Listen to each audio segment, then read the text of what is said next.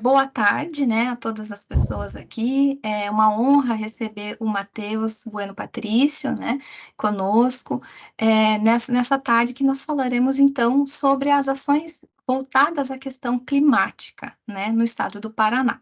Eu me chamo Crisele Montipó, eu sou pesquisadora na UFPR, junto ao programa de pós-graduação em comunicação, e junto com os meus colegas aqui, integro o NAP, né, esse arranjo, né, esses novos arranjos de pesquisa e inovação que o Estado do Paraná tem desenvolvido, né, e o nosso é com foco na emergência climática, né, uma temática necessária e urgente. E aqui, com os meus colegas Luciene e Gustavo, que poderão se apresentar daqui a pouco, temos um enfoque voltado ao eixo 5, que a gente diz, né, no NAP, que é voltado para ações de sensibilização, comunicação, educação ambiental voltada à questão climática. Então, Matheus, né, você que integra a secretaria, né, e que está voltada dentro da diretoria das políticas ambientais, enfim, né, e que está aí acompanhando como coordenador de ação climática no estado, né, essa função tão relevante, tem aí um espaço para a gente te ouvir, né, ouvir as ações da secretaria e também discutir um pouco contigo. Então, a palavra é sua, fique à vontade. Então, Crisele, Luciene, Gustavo, queria agradecer primeiro o convite do NAP para essa entrevista, para esse momento de conversa. A gente pode apresentar a Secretaria de Desenvolvimento Sustentável e o que a gente tem feito dentro da pauta de ação climática e quais são as interlocuções, como que isso tem se envolvido dentro do governo do Estado, porque a gente entende, acho que todos que vão assistir essa entrevista vão entender também que é uma pauta multissetorial, então ela extrapola um pouco o espaço da Secretaria e hoje a gente tem trabalhado com essa abordagem. Então, várias secretarias envolvidas, vários entes participando, então queria trazer um pouco dessa multilateralidade da pauta climática do governo do Paraná no momento.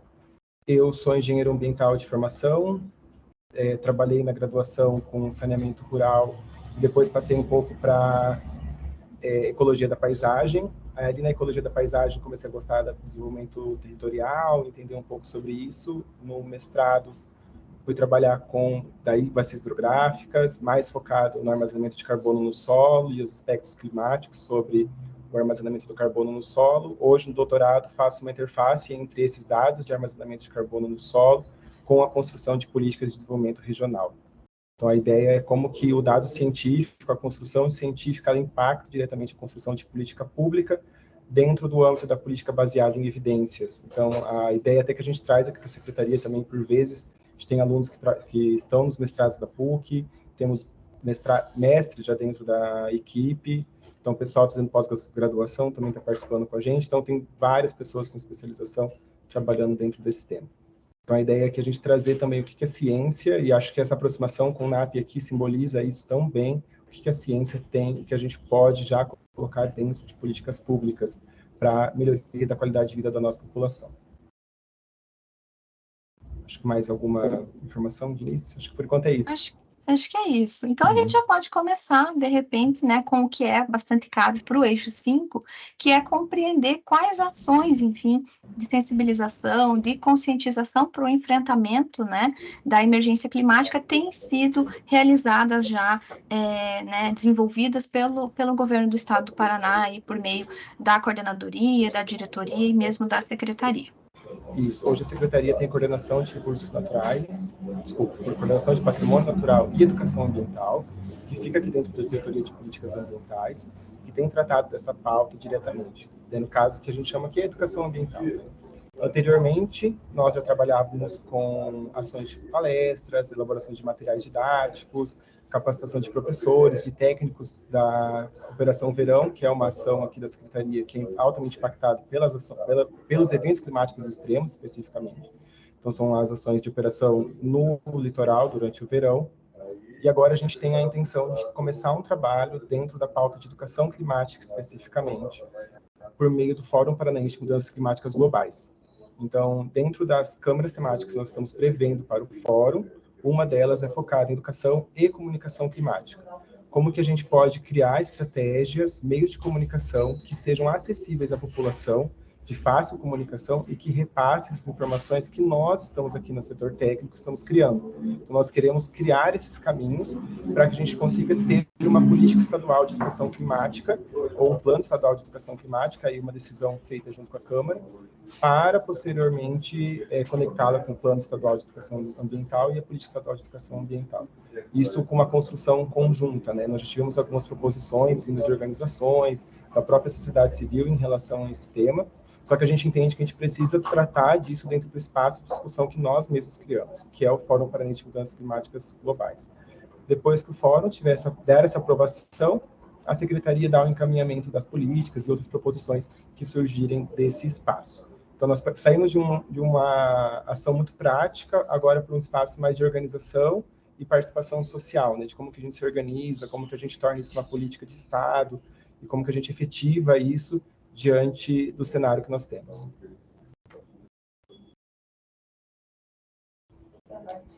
Ótimo. O Gustavo também tem questões, a professora Luciene também tem questões. Acho que o Gustavo pode encaminhar já a sua, né, Gustavo? Eu quero pegar um gancho no que você falou aí, Matheus, e quero explorar um pouco a tua futura tese de doutorado, tá? Uhum. Quais são as dificuldades de se fazer política ambiental baseada em dados, baseada em evidências? Quais são os entraves? Eu queria que você explorasse um pouco os entraves políticos disso daí.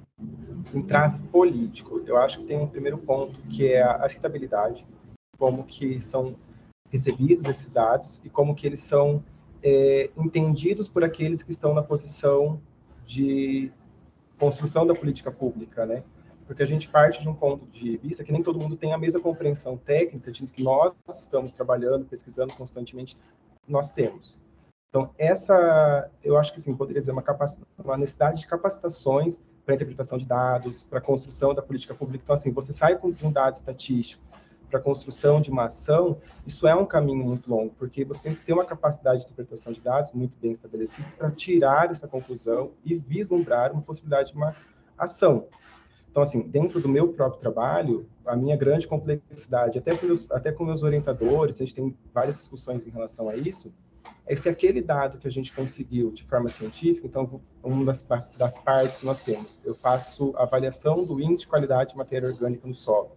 Então, é um dado ali a nível microscópico, que é extremamente complexo, e depois a gente tem um processo para obtenção desse índice, e o índice me diz, tá, esse solo, ele tem essa característica específica, que ele torna mais sensível, ou que ele tem uma certa complexidade na gestão. Quando você começa a falar em gestão, opa, dá para fazer uma ação de política pública aqui dentro. Porque como que a pessoa que é responsável pela gestão está interagindo com esse solo? Mas só que esse é um caminho que eu consegui traçar e tenho traçado com meus orientadores, porque eu vim da secretaria. Então, eu comecei a trabalhar aqui na CEDEST junto com o doutorado, e tenho levado os dois em conjunto. Então, essa minha interface, setor de pesquisa com o setor público, setor acadêmico público, que me possibilitou ter essa construção de sinapses para a proposição com base nos meus resultados. Porque se eu comparo com os resultados do mestrado, onde eu estava estritamente dedicado à pesquisa, eu não tinha essa mesma capacidade de fazer essas proposições. Tinha ali um início, algumas conexões, correlações, mas eram muito mais simples. Hoje, tendo essas experiências, me possibilitaram construir o conjunto de proposições, que é como eu tento encerrar os meus artigos, para que a gente caminhe os dados científicos e encerre eles com sempre um conjunto de proposições de práticas, políticas, abordagens a nível territorial. Legal. Aí a gente percebe que tem um campo enorme, né, para ser trabalhado com comunicação. Sim, né? Eu acho que assim, um dos nossos grandes desafios, aí não quanto gestão pública, mas quanto pesquisador, é a divulgação científica. Né? Eu acho que quando vocês trazem dentro do NAP um eixo que trata sobre isso, acho que é muito importante. Colocar para a população o que o resultado científico está indicando, o que ele está apresentando, de forma clara. Porque a gente tem aí uma gestão pública de 4 anos, então técnicos mudam, os gestores mudam, tudo pode mudar. Como que de como que eles vão entender esses dados de uma forma muito rápida, a ponto que eles consigam fazer proposições de políticas. Porque daí a gente leva 3 anos para aprender a entender o sistema, e aí depois, quando a gente entende, pode ser que saia. Então, assim, tem todo um caminho que, enquanto pesquisadores, a gente pode ajudar a construir e a facilitar.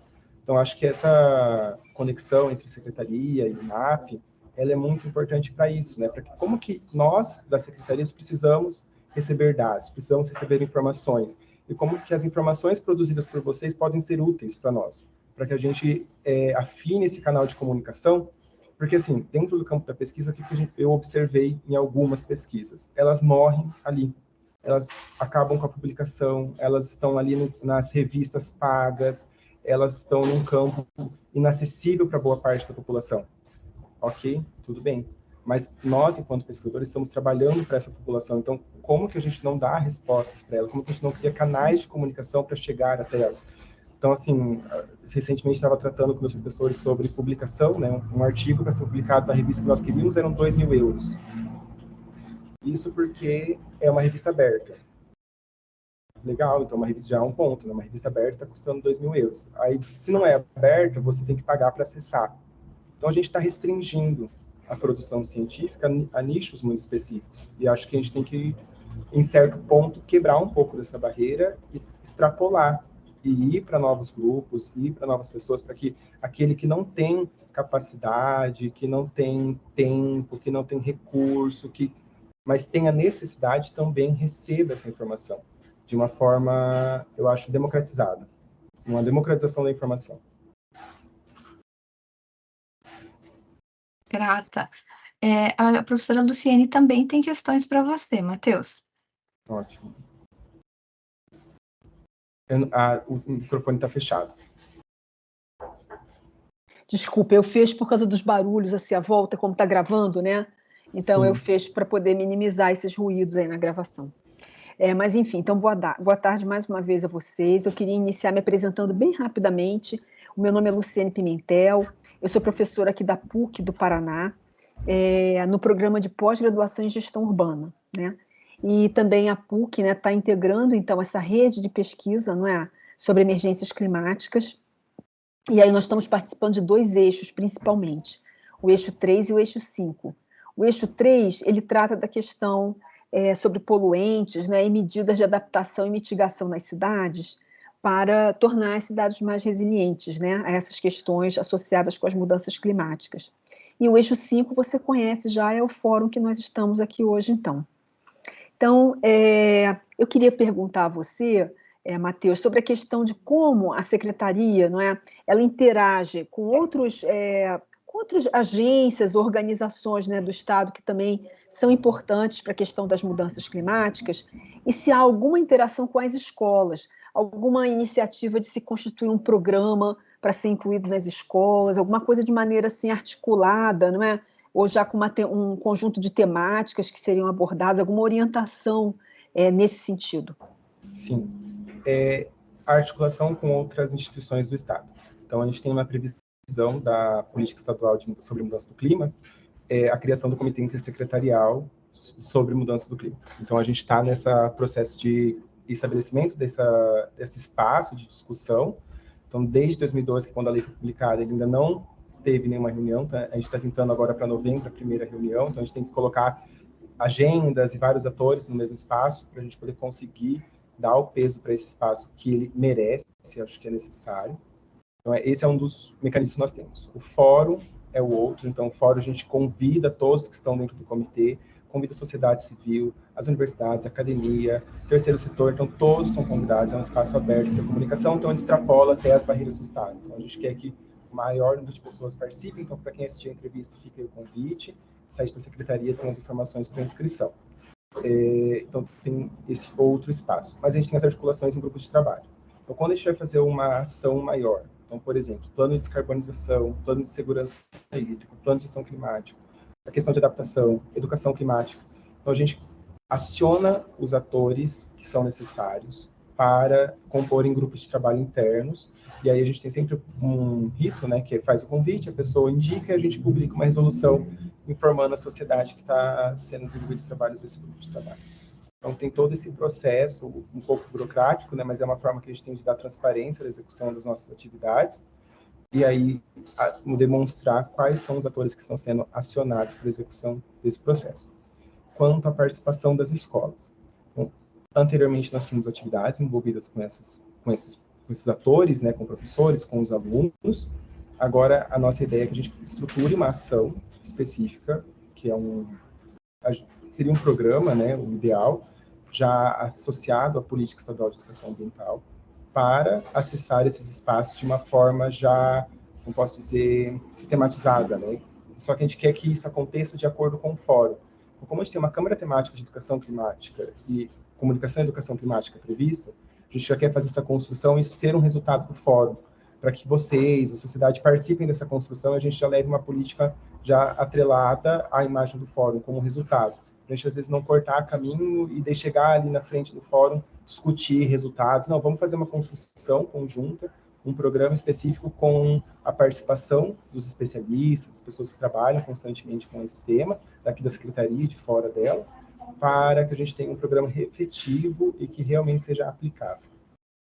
Matheus, estou completando a pergunta, se vocês me permitem, bem rapidamente, mas já existe, assim, por exemplo, um foco nas faixas etárias, por exemplo, que esses programas entrariam, não é? Porque, eventualmente, eu observo, né, nessa área de mudanças climáticas, é uma coisa até que eu vivi recentemente, tentando explicar para pessoas simples, né, o que significam as mudanças climáticas e tudo, e eu observei uma dificuldade de encontrar materiais simples. Em geral, os materiais, eles são muito eruditos, eu digo para a população em geral, porque em geral são mesas de discussão e debate entre especialistas, climatologistas, não é? São entrevistas, às vezes, em fóruns de ciência. Então, assim, eu observo ainda, não é? Digamos assim, uma escassez relativa de materiais que fossem adequados, assim, para diferentes faixas etárias. Vocês já estão olhando por isso? Quer dizer, a partir de que faixa etária esses assuntos seriam introduzidos, né? Para as crianças na escola, até porque é um assunto, às vezes, que dependendo da abordagem, não é? Ele é pesado, né? Porque é um assunto que se fala de mudanças, de desastres, e as crianças ficam inseguras, né, às vezes, de ouvir esses assuntos, né? Então, que público está se pensando, enfim, a partir de que idade, né? Então, hoje nós temos uma cartilha publicada sobre mudanças climáticas, aí para alunos das séries finais do ensino fundamental, e nós temos uma ação que é o Poliniza Paraná. O Poliniza, ele é uma ação que eu acho que, assim, ela é muito querida pela população, ela é muito simples, fala sobre abelhas, mas dentro desse espaço de discussão sobre as abelhas, a gente explica o porquê que a gente está cuidando delas. Para gradativamente começar a colocar ali nas séries iniciais um pouco desse tema. Porque, assim, antes de ser engenheiro ambiental, eu fiz magistério. Ah, que interessante. Então, eu saí do magistério, não quis fazer pedagogia, fui para engenharia ambiental.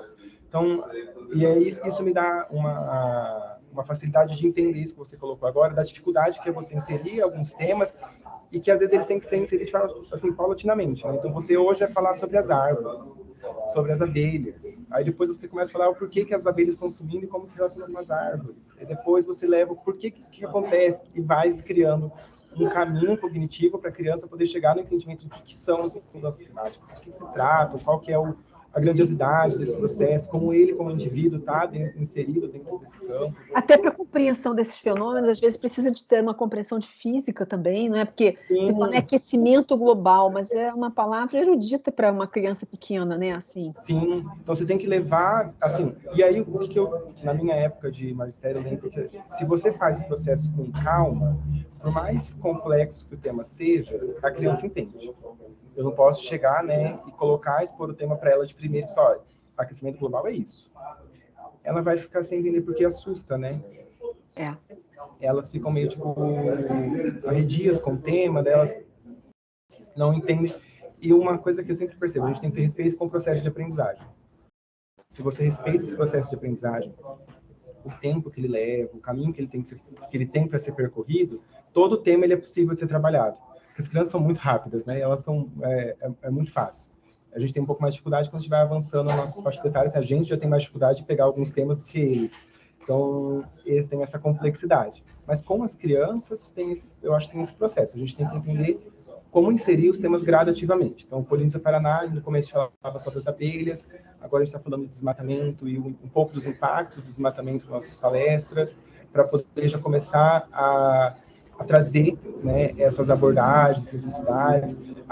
Aí fala um pouco sobre a questão de mudança climática, de forma muito mais superficial, para os nomes e para as nomenclaturas ficarem um pouco mais, assim, palatáveis para eles começarem a entender. Muitas das vezes eles já conhecem esses temas, já entendem sobre isso, viram na internet, na televisão, o pai falou sobre.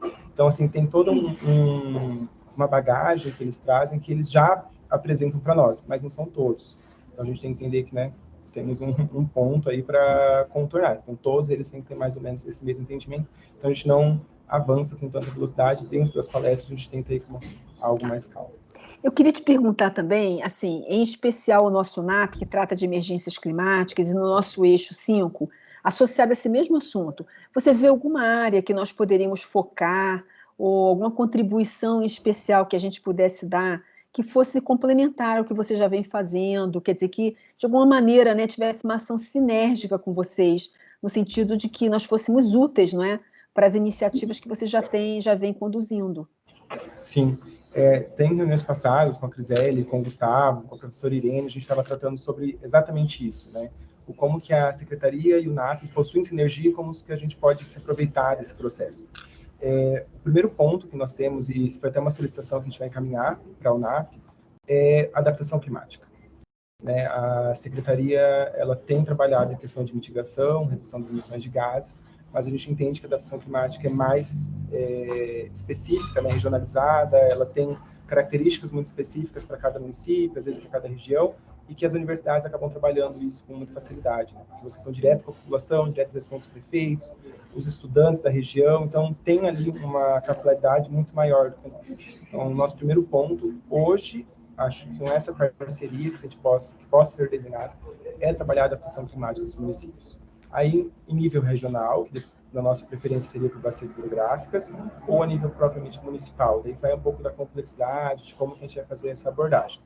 Ou os dois também, né? Como que a gente pode lidar com como que a gente integra o município à bacia hidrográfica, para que todos eles se entendam como parte desse processo, e que a gente consiga fazer um planejamento mais condizente com a realidade dessa bacia e mudar a realidade dela, não só de um município específico. Então, assim, Curitiba tem a relação com os municípios vizinhos, que se relacionam com os outros municípios do Alto Iguaçu, e todos eles estão, assim, dentro desse conjunto e precisam receber ações. Eu posso fazer ações específicas para Curitiba? Posso, mas eu também tenho que considerar o município de Adrianópolis, tenho que considerar os municípios que estão lá no Médio e no Baixo Iguaçu, então tem todo um conjunto de ações que trazem uma complexidade para esse processo muito grande, mas é indispensável para o planejamento de adaptação dos municípios e das bacias hidrográficas. Assim, a parte de comunicação e educação climática também, sem dúvida. Eu acho que a produção de informações que vocês têm, a expertise nessa transformação da informação, torná-la mais acessível, esse eu acho que também é um outro ponto. Claramente daria para trabalhar assim em conjunto, né? Agora você falou dos eixos do NAP, falou sobre o eixo 3, então a gente tem um eixo que poderia trabalhar com a Secretaria de Adaptação Climática, um outro que traria comunicação e educação. Eu acho que até dentro da solicitação que eu fiz é uma questão de mapeamento. O que vocês têm trabalhado? Para a gente poder ver como que a gente se encaixa. Então, assim, nesse momento a gente, dentro da Secretaria, tem trabalhado educação climática, por causa do fórum, e tem trabalhado adaptação por ser uma demanda interna. Então, a gente pode convidar o NAP para tratar, conversar, fazer reuniões em relação a esses dois temas. Mas tem um outro tema que o NAP está começando a trabalhar, que a gente já queria que vocês participassem. E isso a gente deixa sempre as portas abertas para convites, para a gente poder conversar e já acompanhar, às vezes, um processo, um projeto desde o início. Claro, muito obrigada, viu, Matheus? Muito obrigada. Por nada. Matheus, aproveitando o gancho dado pela professora Luciene, né, nesse aspecto, e também com base no que você comentou aí, né, de que já faz parte, enfim, desse interesse de trabalhar a questão, né, da comunicação, da educação ambiental a partir do fórum, a gente tem lidado, enquanto pesquisadores, e a gente queria ouvir de vocês também, dos desafios que ao mesmo tempo, lidar com a temática que exige, como você mesmo disse, né, uma linguagem adequada, se for para públicos mais jovens, crianças, adolescentes, enfim, uma adequação de linguagem, compreensão, ou mesmo para o público em geral, porque se trata de fenômenos complexos que são intercambiados em várias instâncias da nossa vida social, né, em termos de questões ambientais. Ela não está descolada do cotidiano, enfim, mas como fazer com que as pessoas compreendam que pequenas ações, né, cotidianas estão vinculadas a essa transformação macro e a responsabilização dos atores e agentes sociais, né, de acordo com o grau em que atuam nessas instâncias. Então, a gente já sabe, se trata de uma questão, né, de grande complexidade, como você bem colocou quando falava, inclusive, das ações de mitigação, resiliência, enfim. E aí a gente precisa lidar com algo que é, para nós, muito crucial, que é equilibrar a necessidade de acompanhar de forma, né, num tempo em que as pessoas assimilem, mas ao mesmo tempo nós estamos num estado de emergência. Então há uma necessidade de que isso ocorra de forma assertiva e urgente, né? Nós estamos aqui todos imbuídos nesse sentido. Então eu queria compreender contigo como que se dá uma ideia de planejamento, você falou bastante sobre essa palavra, um cronograma de ação, de modo que equilibre a questão da urgência em tratarmos desses assuntos e a necessidade de adequação, a melhor forma de falar com a população para que a gente também não crie ou estimule ainda mais algo que a professora Luciene tratou, que é a ecoansiedade, a ansiedade climática, que tem atingido inclusive as populações mais jovens. E aproveitando o gancho, como que as populações mais jovens, em especial os jovens, adolescentes, enfim, que são protagonistas, né, em seus espaços sociais e que, infelizmente, vão ter que lidar com essas situações muito mais do que as nossas gerações, nas suas fases adulta, né, e na vida idosa, como esses jovens de hoje podem ser trazidos para a discussão de forma a fomentar um protagonismo. Veja, eles estão nas escolas, eles estão nas sociedades, nos espaços culturais, eles detêm hoje com muita facilidade as tecnologias de comunicação e de relacionamento digital. Então, também ouvir. Então, primeiro, essa questão de como fazer de modo assertivo algo que é urgente, mas que precisa de comunicação adequada, educação adequada, e, por outro, envolver esses atores sociais que nos parecem, assim, tão importantes para mobilizar ações. Aí, se vocês me permitem, só acrescentar um aspecto no seu comentário, Criseli, se o Matheus pudesse falar, se existe algum pensamento especial para as crianças que estão nas áreas de vulnerabilidade, porque essas crianças, elas têm uma percepção diferente, porque elas vivenciam um problema, não é? Elas têm que ficar fora de casa, então ouvem os pais falando, né? Nossa, vamos perder as coisas, entendeu? Tem um drama ali, não é? Que as crianças vivem, que acaba trazendo uma percepção diferente para elas. Então, existe alguma preocupação, assim, de um programa especial para essas crianças que vivem nas áreas que são mais vulneráveis, às inundações, ao movimento de massa, enfim? Sim. Acho que o Gustavo quer adicionar alguma coisa também. Sim, Matheus, eu queria saber como comunicar a emergência climática para pessoas com baixa escolaridade, baixa renda, que estratégias que podem ser adotadas para que a complexidade da questão chegue para essas pessoas. Parece que a gente já começou a ver alguma coisa aí com relação ao aquecimento global, né? Quer dizer, de tanto se falar em aquecimento global, parece que já começou a dar um certo eco. Mas como fazer para que isso se amplifique, se complexifique, para que a complexidade da questão seja passada para essas pessoas de maneira efetiva? Vou anotando as perguntas aqui, porque daí não esqueça a primeira, tá? Claro, a gente te bombardeou aí agora, mas é porque a pergunta da Criseli foi muito oportuna. Aí eu acho que eu e o Gustavo não resistimos de colocar uma pimentinha ali, assim, para...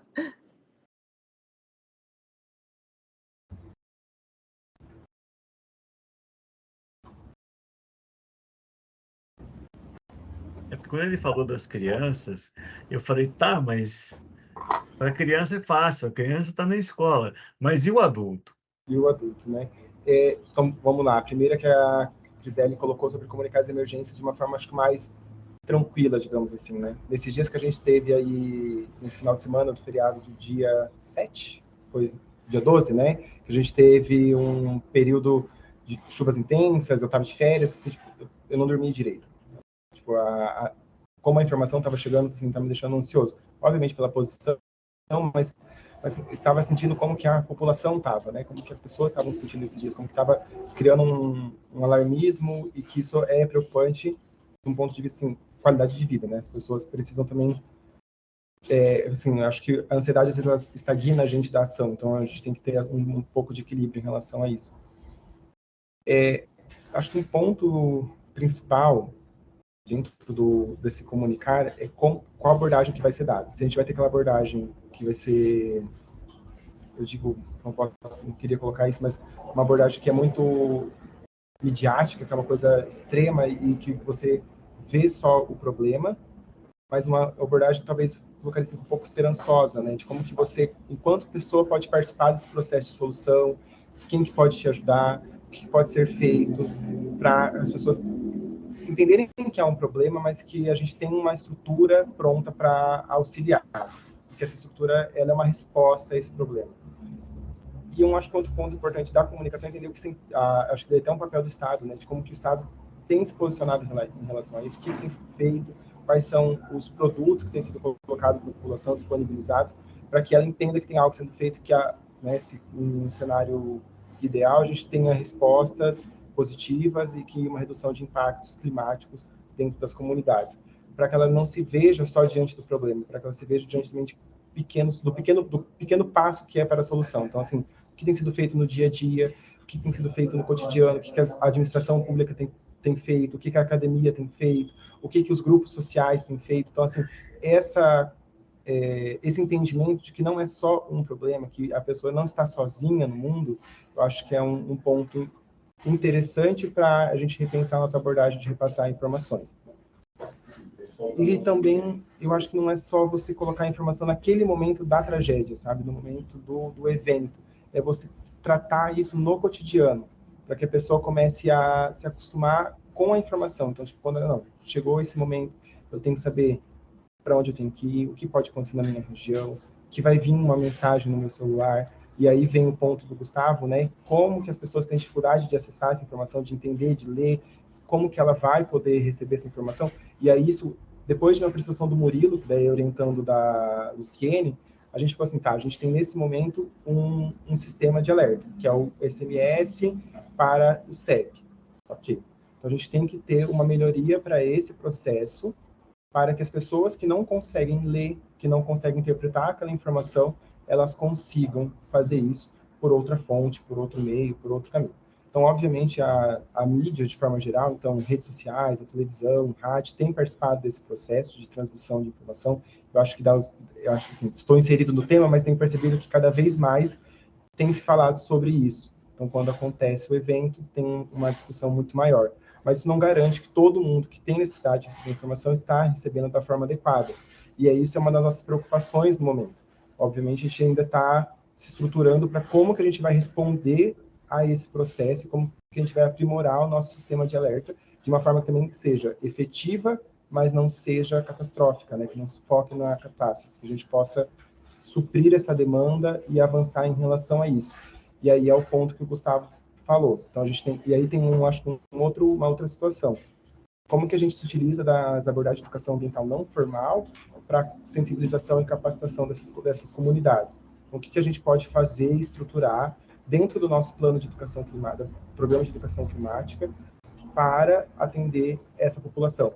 Então, algumas observações que a gente já tem há algum tempo, que assim, a gente foca muito em alguns processos nas crianças, então sempre se fala muito nelas, que realmente a capacidade de aprendizagem é muito mais rápida, a assimilação é muito mais rápida, mas a gente ainda tem que o problema, ele é sanado pelos adultos, então a gente tem que também trabalhar com esse pessoal, então a gente vai esperar que a solução venha de uma população que vai chegar ainda à ação daqui a algum tempo.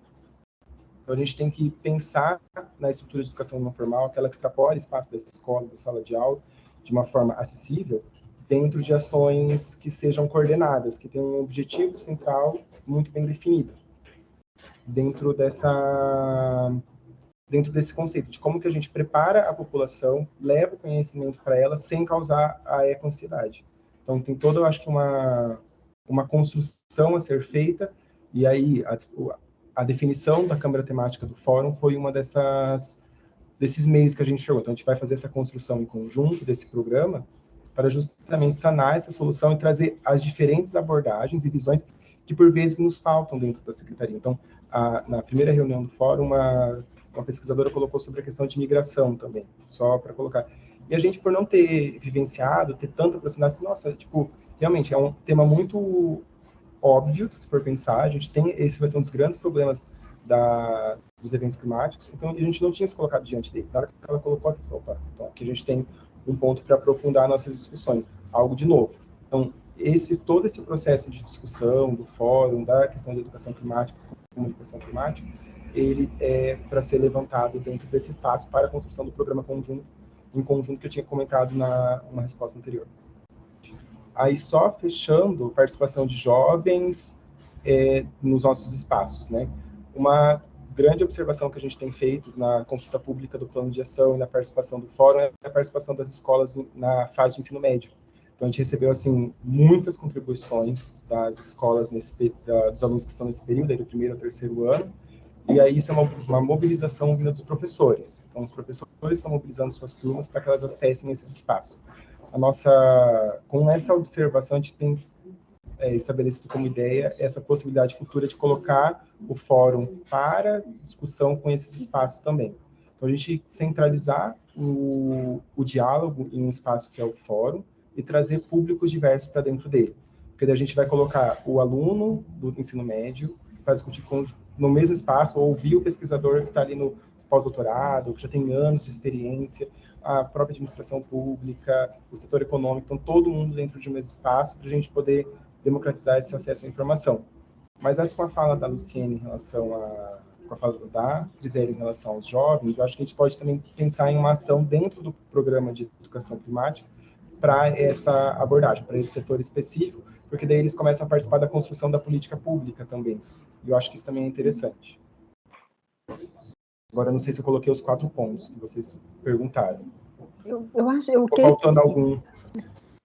Não, creio que sim. Eu ia só acrescentar nesse nosso debate aqui, até, como que eu vou dizer assim, puxar aí a Criseli também, o Gustavo, né, com relação à questão da temática da educação ambiental crítica, que para além dessas ações, assim, do dia a dia, não é? Até em relação, por exemplo, à água, o uso dos recursos naturais e como isso impacta, não é? Nas mudanças climáticas, a questão das emissões, não é? Claro, tudo isso é importante. Mas tem outras questões também, sobretudo nesse aspecto que você falou da adaptação, não é? De medidas de adaptação, que elas requerem uma reflexão um pouco maior, né? Do papel de diferentes grupos na sociedade, padrões de consumo, que vão envolver uma reflexão muito maior do que só esses pequenos detalhes e que às vezes não conseguem, como eu dizer assim, alterar, né, os nossos comportamentos de uma maneira mais profunda, né, no médio, no longo prazo, para realmente contribuir para reverter essa situação.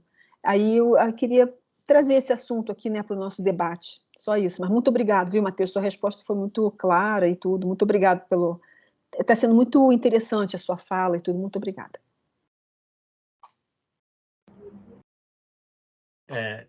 Eu não vou responder a tua questão, tá, Luciano? Porque eu preciso me inteirar melhor do conceito de educação ambiental crítica para poder responder. Mas teve um aspecto da fala do Matheus que me chamou bastante a atenção e que eu acho importante de estar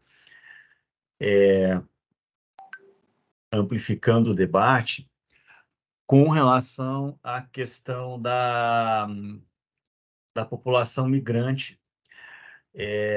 Vale lembrar, Matheus, que a gente tem experiências dessa população bastante diferenciadas, né, com relação à emergência climática.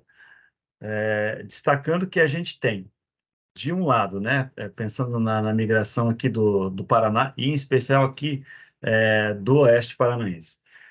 De um lado, pessoas que vivenciaram de maneira direta ou indireta, vivenciam ainda de maneira direta ou indireta, o efeito de uma mudança, o efeito catastrófico do que aconteceu no Haiti, né? Do terremoto e depois de todas as consequências do terremoto no Haiti. Mas essa é uma experiência, né? E essa população chega com uma visão assim, pelo contato que eu tenho com eles, com uma compreensão muito diferente do que é o meio ambiente e até do que eles podem fazer no Brasil. Em nível básico mesmo, quais são os direitos básicos que eles têm aqui.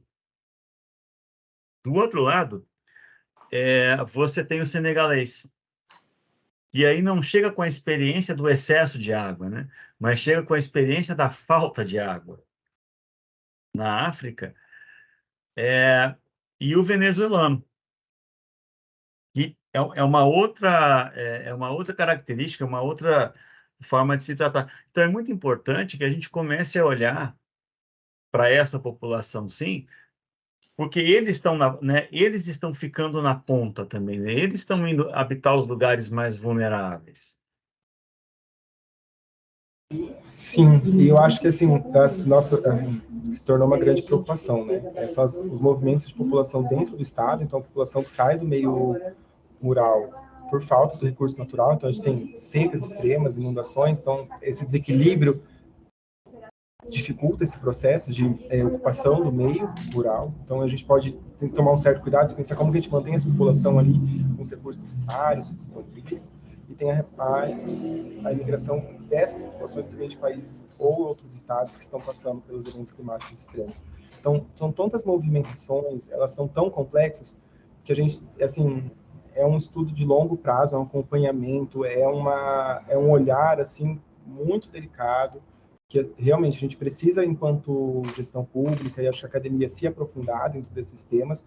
E acho que o que o Gustavo colocou também tem um outro ponto, né? Como que essas pessoas têm experiência em relação a essas abordagens, que a gente pode tirar e trazer essas pessoas também para a discussão, porque às vezes você tem pessoas extremamente capacitadas chegando aqui e elas podem auxiliar nesse processo. Então, assim, tem muita coisa que a gente pode fazer.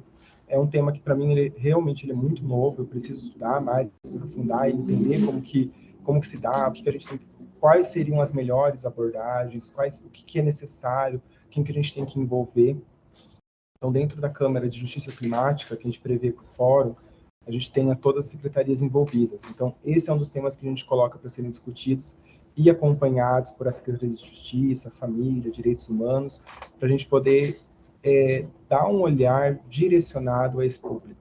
Porque se caso acontecer, a gente tem que ter alguma preparação, alguma resposta. Assim, dentro de todos os cenários mundiais, eu considero que o Paraná está num lugar privilegiado. A gente tem uma boa condição ainda, assim, no nosso papel de vulnerabilidade, a gente tem ainda boas condições previstas. Vai sofrer seus impactos, sim, então, mas a gente pode, então, receber pessoas para virem morar aqui. Como que a gente vai receber essas pessoas? A gente vai estar pronto para todo esse processo? A gente vai ter recursos suficientes, recursos naturais suficientes para isso? São inúmeras questões, são inúmeras variáveis. A gente tem que começar a pensar, porque já vi alguns especialistas falando que esse movimento começa em 3, 4, ficar mais acentuado, né? 3, 4, 5 anos. Então, então se isso realmente se confirmar, se isso realmente acontecer, como que a gente vai responder isso? Como que a gente vai ser impactado? Para mim, ainda considero muito incerto. É uma discussão que aí a gente pode levar até, não como, acho que está dentro do nosso objetivo da adaptação, né? Mas acho que é uma discussão que o NAP também pode participar, junto com a Secretaria, para a gente evoluir, amadurecer um pouco o entendimento diante disso, porque é muito complexo. Eu acho um dos temas mais complexos, porque é diretamente em relação com as pessoas, com as comunidades, cultural, social, econômico. Então, assim, as várias frentes nós vamos ter que estar envolvidas dentro dessa discussão. Ainda a gente tem que garantir o direito de todo mundo, né? Tem toda uma estrutura que tem que ser mantida.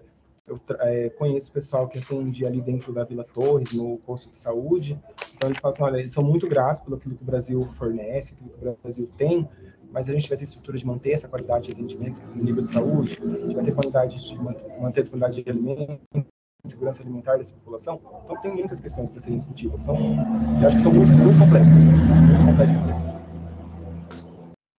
Nas minhas perguntas ali, que o Estado soltou recentemente, e acho que tem um material bom ali para a gente trabalhar. Eu tenho visto algumas comemorações, algumas gozações, né? Olha, a tua cidade não está bem colocada, a minha está melhor colocada, mas falta